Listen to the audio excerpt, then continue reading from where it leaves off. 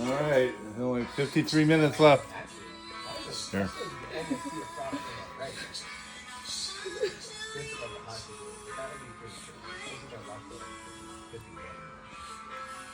And we, of course, everyone, we will be paying attention to when the SpaceX crew goes live, and we will be listening too.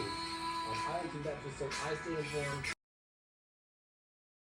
你睇下呢個家伙，想唔長命都幾難啊！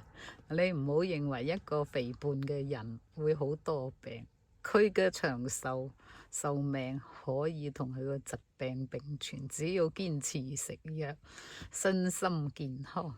所謂健康呢，就係情緒嘅、態度嘅、精神嘅，同自身身體嘅肥胖都有關係。不過保持調節得好呢，就可以好好咁樣活落去啦。好似今年71歲啦，咁佢又食得好啊，又唔使驚冇錢使，已經長期食退休飯啦，又食得又瞓得，仲有一副好牙齒。你睇佢個耳珠幾大隻，所以我成日都話佢啊，仲要而家娶個老婆係全能老婆啊，又識做家務，又識做老婆，又識做園丁啊，又識做按摩，又識做烹飪啊，又識照顧人啊，除咗照顧佢，仲照顧埋佢阿媽，所以佢咁幸福嘅日子，佢點捨得死啫？係咪先？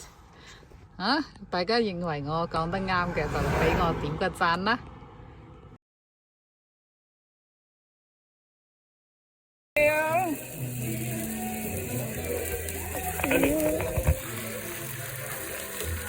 Thank you.